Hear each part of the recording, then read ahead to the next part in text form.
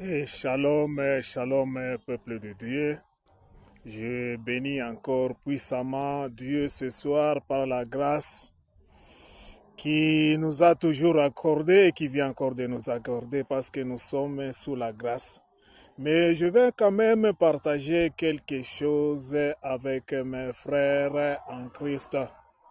Je vais partager quelque chose, ce que aussi Jésus partageait avec ses disciples.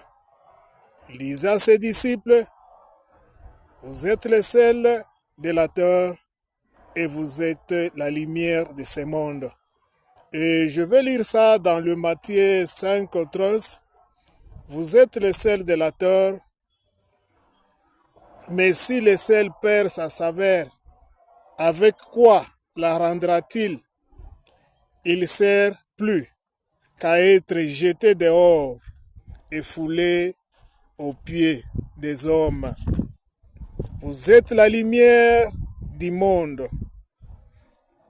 Vous êtes la lumière du monde. Si la lumière, votre lumière lisse aussi ainsi devant les hommes, et qu'ils voient vos bonnes œuvres et glorifient votre Père qui est dans le ciel. Jésus partageait ceci à ses disciples en disant, vous êtes le sel de la terre. Le sel, ce qui est utile dans le sel, c'est le saveur. Mais si le sel perd sa saveur, à quoi le rendra-t-il? Il sera jeté dehors et foulé aux pieds. Et vous êtes la lumière de ce monde. Si la lumière ne lisse pas, alors il sera inutile. Alors il faut que la lumière lisse, que les gens voient vos bonnes œuvres. Il parlait des œuvres que nous devons présenter. Nous devons présenter de bonnes œuvres. Nous devons être une lumière dans ce monde ici. Parce que le monde est dans les ténèbres. Si nous arrivons, nous sommes dans ce monde, nous sommes comme une lumière. Nous présentons Christ.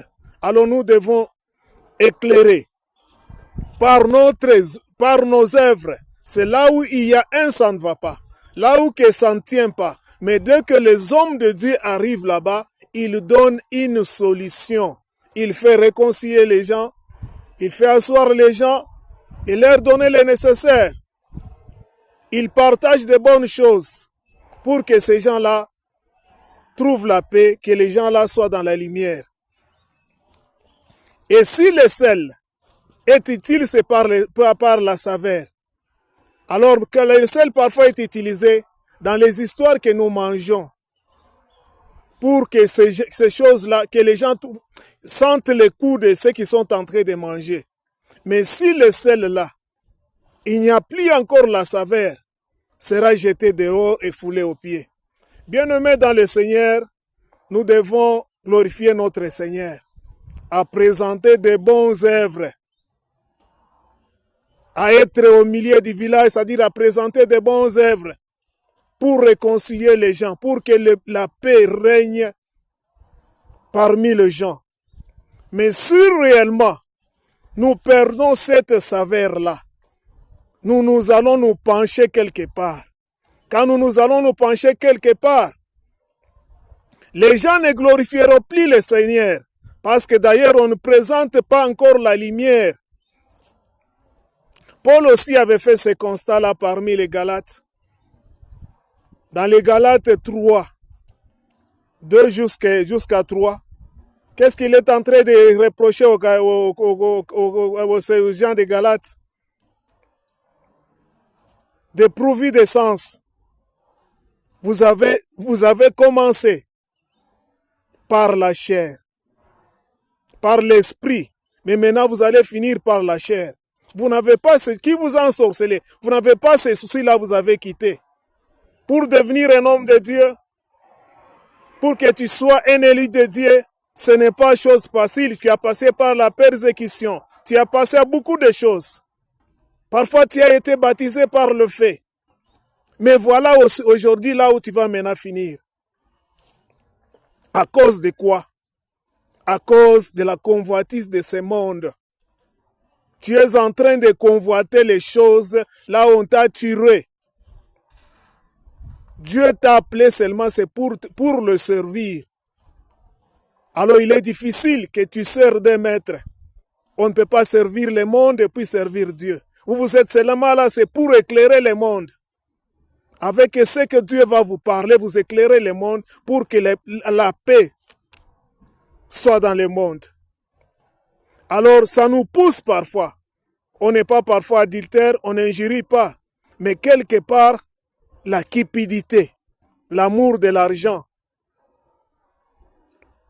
Paul est en train de dire que l'amour de l'argent, c'est la racine de tous les maux. Un peu de levain seulement peut soulever toute la pâte. Les mamans qui font des histoires de pain, tout ça, ils mettent seulement un peu de vin. Et vous allez voir que toute la pâte est soulevée. Un rien là que vous ne voyez, nous perdons notre saveur. Et tout ce qu'on est en train parfois de nous accuser, il faut vérifier, bien aimé. Ce n'est pas forcément qu'on est en train de nous accuser. Vérifie ce qu'on est en train de parler de toi, homme de Dieu,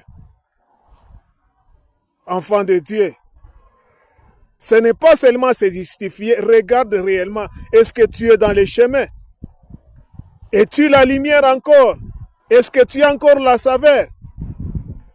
Tout ce que nous voyons dans ce monde ici, ça va passer.